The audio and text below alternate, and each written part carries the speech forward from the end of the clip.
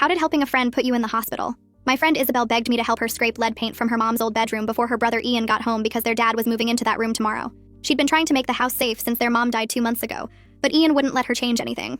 He'd already given her a black eye for trying to throw their mom's moldy curtains. We got to the house around noon, and Isabelle's hands were shaking as she unlocked the door. The bedroom walls were peeling, paint chips everywhere, and Isabelle said, "Dad's doctor said the lead exposure could kill him with his lung condition. We have to finish before Ian gets here." I told her we'd be done by 3 to be safe. We put on masks and started laying plastic sheets, then began scraping the toxic paint off the walls. Every car that passed outside made Isabelle freeze and check the window. She kept saying, "That sounded like his truck," even though it was only 1 o'clock. I tried to keep her calm, talking about how we were literally saving their dad's life, but she couldn't stop checking her phone every 2 minutes. At 1:30, she dropped the scraper and ran to the window because she heard a truck door slam, but it was just the neighbors. Her whole body was trembling, and she said, "Maybe we should stop. This was a bad idea." I convinced her to keep going, saying we were over halfway done, but I was getting nervous too because she'd shown me pictures of what Ian had done to her last time. We got most of the dangerous paint scraped and were sealing the walls when Isabelle's phone buzzed. Her face went white looking at the text, and she said, "Ian's foreman just said he left the site. He's been drinking. He'll be here in 20 minutes. It was only 2:30, and we still had toxic paint chips everywhere that needed to be bagged properly. I said we should leave immediately, but Isabelle was crying, saying their dad would die if he breathed this stuff in with his condition. We worked frantically, stuffing paint chips into hazmat bags, trying to vacuum the dust, not caring about being neat anymore. Isabelle kept checking the window, her breath coming in short gasps, lead paint dust on our clothes despite the protective gear. At 2:40, she heard an engine and looked out and screamed, "That's his truck!" Ian's pickup was pulling into the driveway, and even from upstairs I could see him stumble getting out. Isabelle tried to hide the hazmat bags, but there was nowhere to put them, and we were both covered in paint dust. Heavy footsteps on the stairs, slow and deliberate. Isabelle grabbed my arm so tight it hurt and whispered, "Don't say anything. Let me talk." The bedroom door slammed open and Ian stood there, 6'4", still in his work clothes, reeking of beer and sweat. His eyes went from us to the scraped walls to the bags of lead paint on the floor. His face turned dark red and a vein started pulsing in his neck. "What the fuck did you do?" he said, his voice deadly quiet. Isabelle tried to explain that the lead paint would kill Dad, but Ian crossed the room in 2 steps and slapped her so hard she fell into the paint chips we hadn't bagged yet. I yelled at him to stop, but he turned on me and said, "Get out of my house." I told him I wasn't leaving without Isabelle, but he grabbed a hammer from his tool belt and said, "You want to test me?" Isabelle was trying to get up, toxic paint dust in her hair, blood running from her nose. Ian kicked the hazmat bag across the room, lead chips flying everywhere, and screamed, "You ruined her room! You ruined everything!" He stood in the doorway, blocking our only exit, still holding the hammer. Isabelle was crying and saying Dad would die from lead poisoning, but Ian grabbed her by the throat and slammed her against the scraped wall. I tried to pull him off, but he swung the hammer at my head, and I barely ducked in time, feeling it whistle past my ear. He had Isabelle pinned with one hand on her throat and raised the hammer with the other. "You want to erase Mom?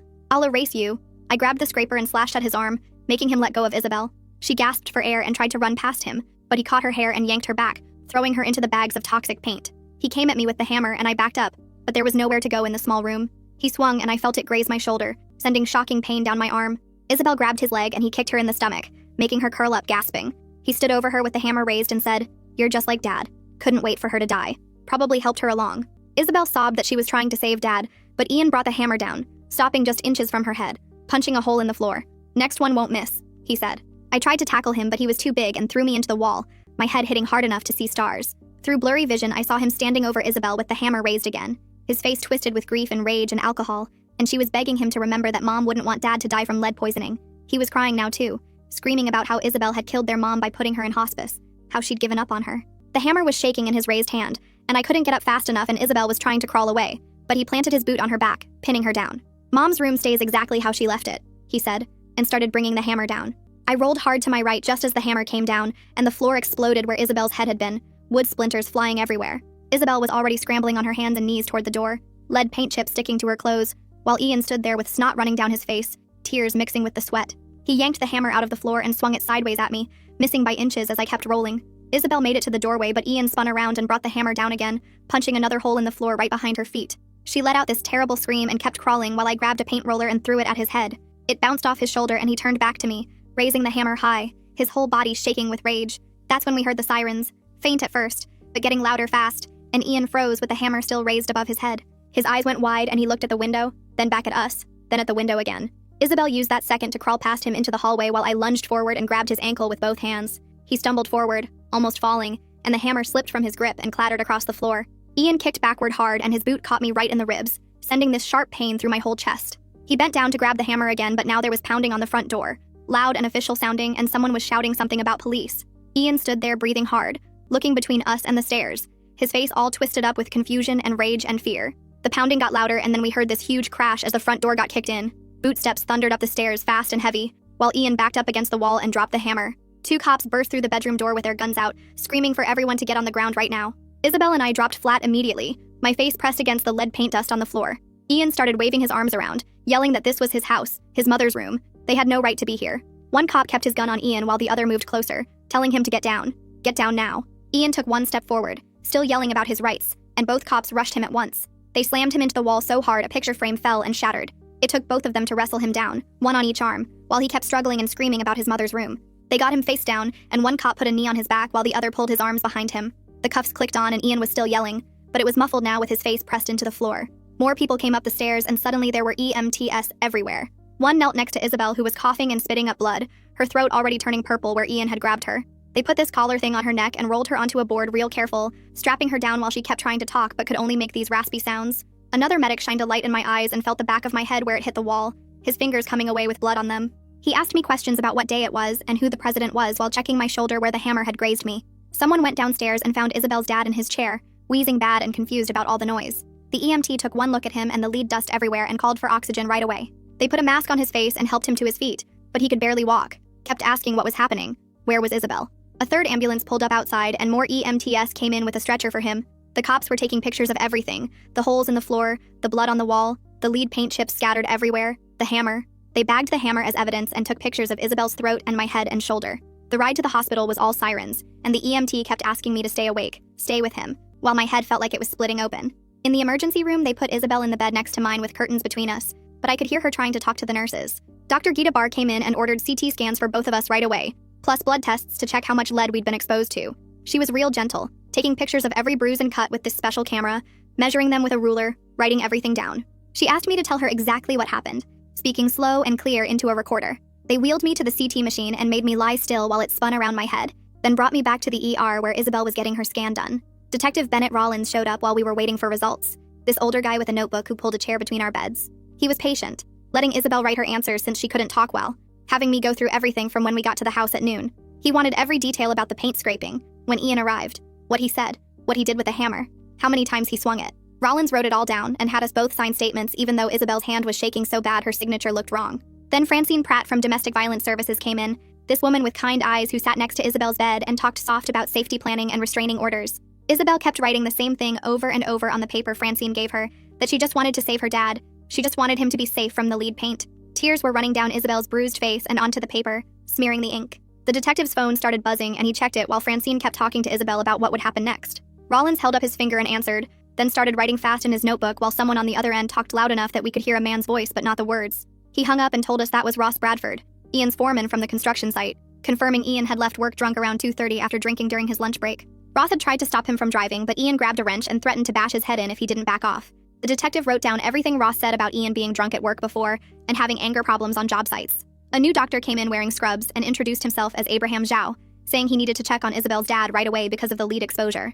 He examined their dad for about 20 minutes, checking his breathing and asking him questions he couldn't really answer because he kept getting confused. Dr. Zhao came back to us looking worried and said the lead dust in that house could kill someone with lung problems like their dad had. He wrote orders for the nurses to move him somewhere safe immediately, not back to that toxic house. Isabelle started crying harder, and Francine rubbed her back while she wrote on the paper that she didn't know what to do because Ian was still her brother, and their dad needed both his kids. Francine explained real gentle that it didn't matter if Isabelle wanted to press charges or not, because the state would prosecute anyway when someone almost dies from domestic violence. The detective nodded and said with the evidence they had, the hammer, the photos, our statements, plus Ross calling about Ian being drunk, the prosecutor would definitely file charges.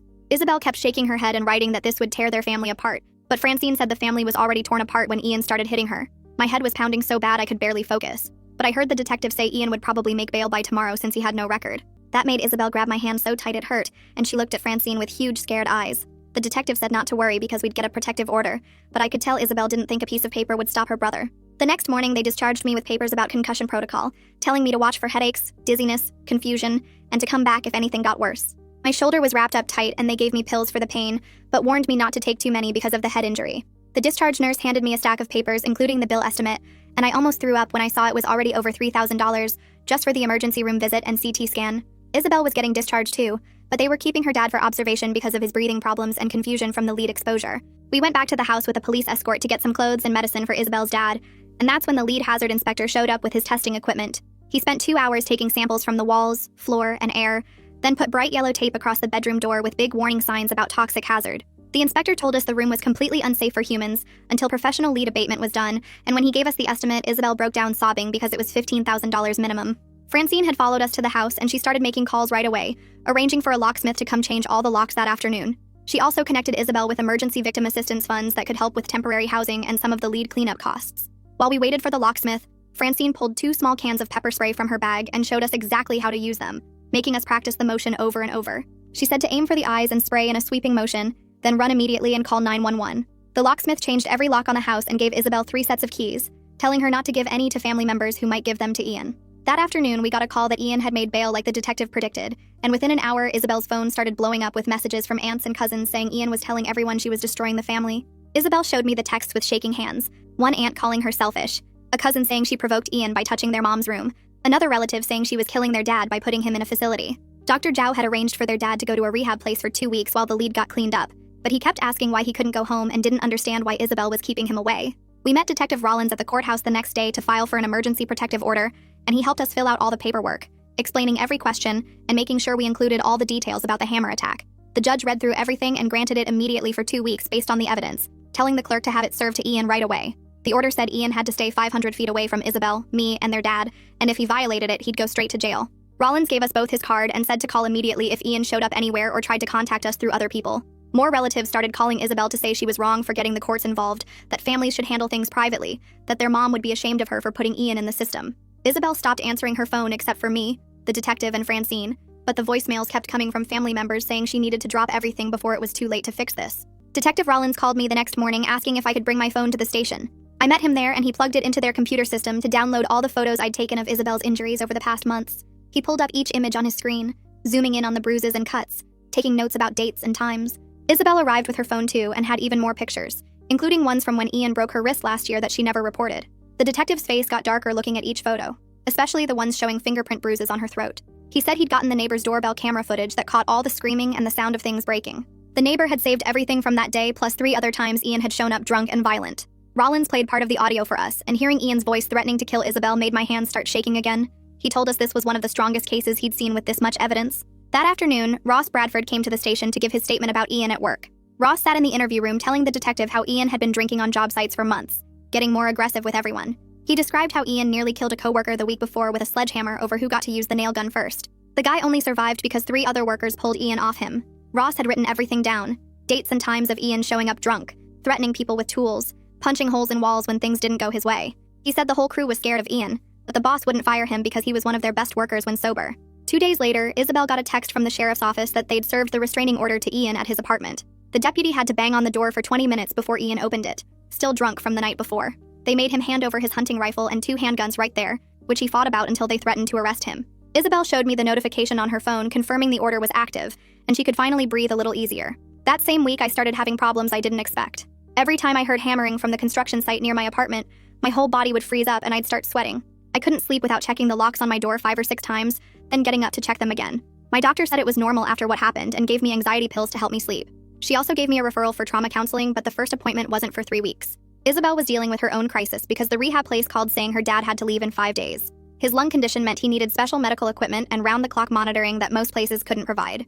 The only facilities that could take him cost $3,000 a month after Medicare. She started going through her mom's jewelry box, trying to figure out what she could sell. Her mom's wedding ring might bring $800. The pearl necklace maybe $500. Isabelle spread everything out on the kitchen table, crying as she sorted through each piece, remembering when her mom wore them. The prosecutor called Isabelle that week to discuss the case and mentioned Ian might not go to jail. She explained that first-time assault cases often got plea deals, especially if the defendant agreed to treatment programs. Ian could get 2 years probation with mandatory anger management and alcohol counseling instead of prison time. Isabelle didn't know how to feel about it because part of her wanted him locked up, but another part hoped he'd get help. The prosecutor said the decision wasn't final yet, and depended on Ian's lawyer and the judge. My medical bills started arriving, and I nearly threw up when I saw the total. The emergency room visit was $4,000, the CT scan was $2,000, and all the other treatments added up to almost $8,000 after insurance. The hospital gave me forms for victim compensation funds, but warned the approval process took months and might not cover everything. I had to start a payment plan just to keep them from sending it to collections. Meanwhile, the lead abatement companies came to look at the house and their quotes made everything worse. The cheapest estimate was $15,000. The most expensive was $22,000. They explained that lead paint removal required special equipment, full containment of the area, and certified disposal of all the toxic material. Isabelle started researching state programs for emergency repairs, but most had waiting lists or didn't cover lead issues. She spent hours on the phone getting transferred between departments, filling out applications that might not even get reviewed for weeks. While going through more of her mom's things to sell, Isabelle found a wooden box in the closet she'd never seen before. Inside was a letter in her mom's handwriting dated a month before she died. The letter talked about wanting the bedroom repainted in soft yellow and green, colors that would bring life back to the space. Her mom wrote about how the dark walls made her sad, and she hoped someone would brighten them after she was gone.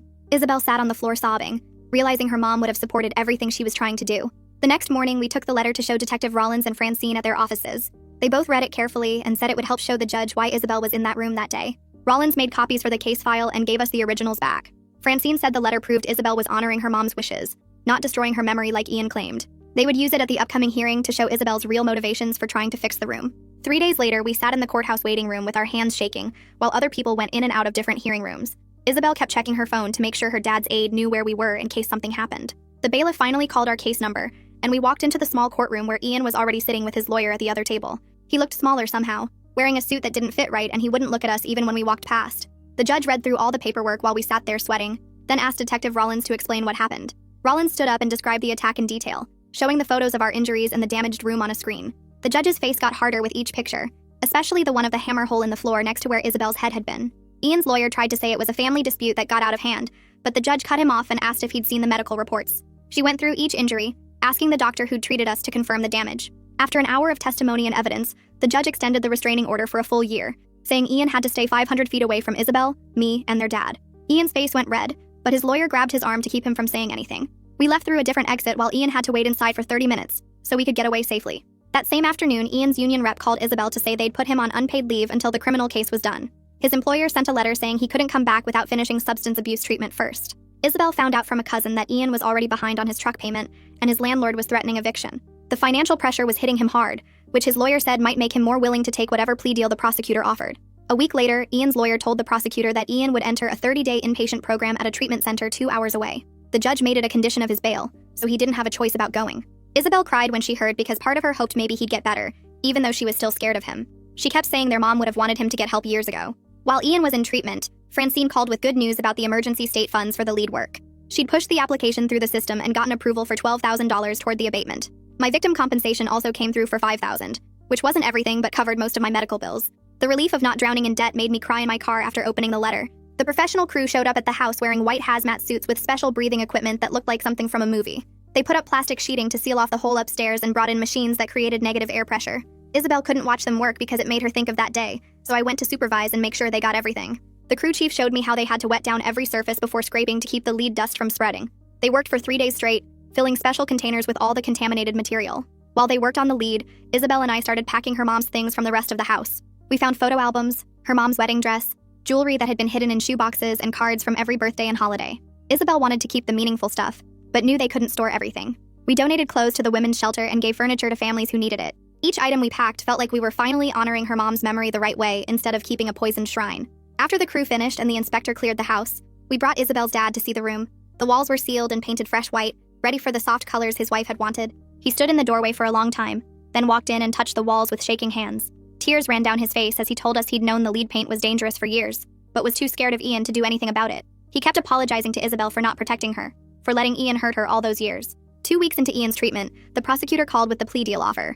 Ian would get 2 years probation with mandatory counseling, weekly alcohol monitoring, and $10,000 in restitution payments. If he messed up any part of it, he'd serve 3 years in prison. The prosecutor needed our victim impact statements before the plea hearing, so I sat at my computer trying to write about that day. I described the sound of the hammer missing my head, the terror of being trapped in that small room, and how I still couldn't handle being in tight spaces. I wrote about the nightmares where I'm back in that room and can't get out, the medical bills that ate up my savings, and the therapy I needed just to function. Isabelle wrote her own statement but couldn't finish it without breaking down. She asked me to help her explain how she just wanted to save their dad, how she still loved her brother but couldn't trust him anymore. Meanwhile, Isabelle found a support group at the community center for people dealing with violent family members. The first meeting was hard because she had to say out loud what Ian had done to her, but then she met other siblings who'd been through the same thing, choosing between family loyalty and staying safe. One woman had testified against her brother and hadn't spoken to half her family since.